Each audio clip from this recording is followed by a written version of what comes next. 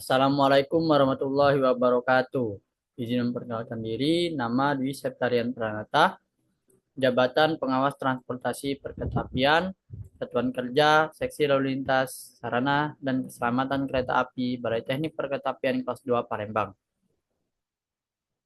Di sini saya akan menjelaskan eh, sebagian tugas pokok dan kewajiban serta berbagai macam terkait diri saya di Balai Teknik Perkeretapian kelas 2 Palembang ini. Nah, nama saya Dwi Septian Pranata dengan NIP 2001 09 11 2024 12101, Jabatan Pengawas Transportasi Perkeretapian dengan pangkat golongan penata muda 3A, instansi Kementerian Perhubungan, unit kerja eselon 1 Direktorat Jenderal Perkeretapian, kantor berada di Balai Teknik Perkeretapian kelas 2 Palembang, di bagian Balai Teknik Perkeretapian kelas 2 Palembang. Nah, saya di kantor harus memenuhi beralang ini. Saya mengambil ini dari kinerja saya yang harus terpenuhi melalui perilaku bekerja saya, yaitu berorientasi pelayanan dengan memahami dan memenuhi kebutuhan masyarakat, ramah, cekatan, solutif, dan dapat diandalkan, lalu melakukan perbaikan tiada henti. Perbaikan tiada henti. Kedua, akuntabel, melaksanakan tugas dengan jujur, bertanggung jawab, menggunakan kekayaan dan BMN, barang milik negara secara bertanggung jawab, efektif dan efisien, tidak menyalahgunakan kewenangan jabatan. Yang ketiga, kompeten, meningkatkan kompetensi diri untuk menjawab tantangan yang selalu berubah, membantu orang lain belajar, melaksanakan tugas dengan kualitas terbaik. Yang keempat, harmonis, menghargai setiap orang apapun latar belakangnya, suka menolong orang lain, membangun lingkungan kerja yang kondusif. Kelima, loyal, memegang teguh ideologi Pancasila, Undang-Undang Dasar Negara Republik Indonesia tahun 1945, setia pada NKRI serta pemerintahan yang sah, menjaga nama baik sesama ASN, pimpinan instansi dan negara, menjaga rahasia jabatan dan negara.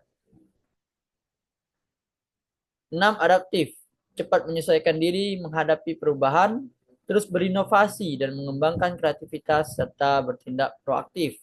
Yang ketujuh, kolaboratif, memberi kesempatan kepada berbagai pihak untuk berkontribusi, terbuka dalam bekerja sama untuk menghasilkan nilai tambah, menggalakkan pemanfaatan berbagai sumber daya untuk tujuan bersama. Nah, saya bekerja di Balai Teknik Perkeretapian. Lalu saya akan menjelaskan apa itu Balai Teknik Perkeretapian. Nah, Balai Teknik Perkeretapian itu adalah unit pelaksana teknis di bawah Direktorat Jenderal Perkeretapian, Kementerian Perhubungan yang bertanggung jawab dalam mengelola prasarana dan sarana terkait perkereta api di Indonesia. Balai ini dipimpin oleh seorang kepala balai dan memiliki tugas utama untuk meningkatkan, mengembangkan, mengelola, memelihara, dan memanfaatkan prasarana perkeretapian serta mengawasi keselamatan dan operasional sarana perkereta apian. Nah, untuk menjalankan tugas tersebut, Balai Teknik Perkeretapian menyelenggarakan berbagai fungsi, antara lain menyusun rencana dan anggaran serta melaksanakan kegiatan peningkatan dan pemeliharaan prasarana kereta api. Balai juga bertugas mengawasi pengoperasian dan perawatan prasarana yang dilakukan oleh penyelenggara prasarana serta mengendalikan perlintasan sebidang dan persinggungan antara jalur kereta api dan bangunan lain. Balai Teknik Perkeretapian dibagi menjadi dua kelas, yaitu kelas 1 dan kelas 2 yang berbeda dalam lingkup tugas dan cakupan wilayah pengelolaannya. Klasifikasi ini bertujuan untuk mempermudah pengelolaan dan pengawasan di berbagai area perkeretapian Indonesia. Nah, organisasi di Balai Teknik Perkeretapian kelas 2 Palembang ini terdiri atas tata usaha, seksi lalu lintas sarana dan keselamatan perkeretapian, seksi prasarana perkeretapian, kelompok jabatan fungsional, dan satuan pelayanan. Nah, saya ditempatkan di seksi lalu lintas sarana dan keselamatan perkeretapian. Nah, inilah struktur organisasi dari Balai Teknik Perkeretapian kelas 2 Palembang ini yang dipimpin oleh Kepala Balai Teknik Perkeretapian kelas 2 Palembang, Bapak Chandrawan Adi Putranto. Lalu di bawahnya ada kepala sebagian tata usaha, Bapak Udut Panghutan Sinaga. Lalu ada kepala seksi, terbagi menjadi kepala seksi prasarana dan kepala seksi LSK atau lalu lintas sarana dan keselamatan kereta apian, yaitu Bapak Nangim Ulinuha dan Bapak Arif Sudiatmoko. Nah, di bawahnya ada lagi jabatan fungsional lainnya dan satuan pelayanan. Nah, satuan pelayanan yang ada di Balai Teknik Perketapian kelas 2 Palembang ini terdiri dari Satpel Prabu Muli, Lahat, dan Tanjung Karang yang ada di Lampung. Nah, berdasarkan Peraturan Menteri Perhubungan Republik Indonesia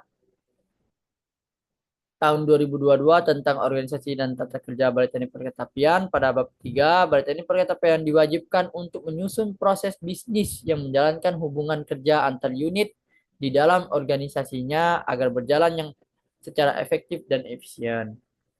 Semua unit di Balai Teknik Perketapian harus bekerja dengan prinsip koordinasi, integrasi, dan sinkronisasi, baik antar unit di dalam balai maupun saat bekerja sama dengan instansi pemerintahan lainnya.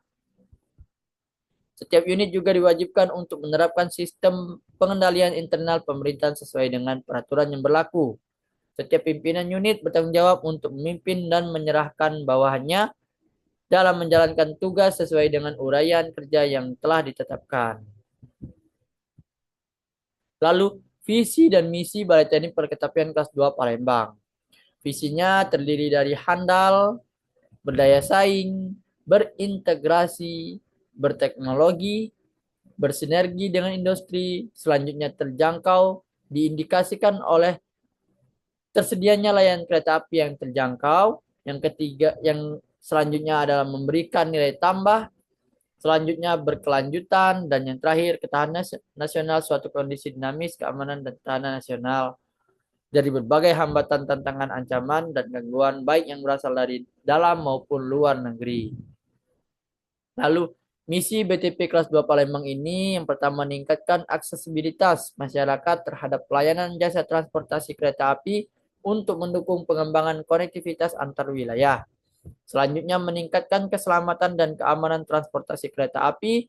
Dan yang terakhir meningkatkan kinerja pelayanan jasa transportasi kereta api melalui peningkatan fungsi regulator dan peran badan usaha dalam penyelenggaraan perkeretaapian. Nah, ini adalah data pegawai saya. Saya ambil dari kinerja sesuai dengan yang saya bacakan tadi, nama, jabatan. Ini adalah kepala seksi saya, Pak Arif Sudiatmoko, dengan jabatan PLT, pangkat pembina 4A, seperti itu. Nah, berdasarkan Peraturan Menteri Perhubungan Republik Indonesia nomor PM 36 tahun 2002, sesuai dengan kinerja saya tadi, saya seksi lalu lintas sarana perkeretaapian.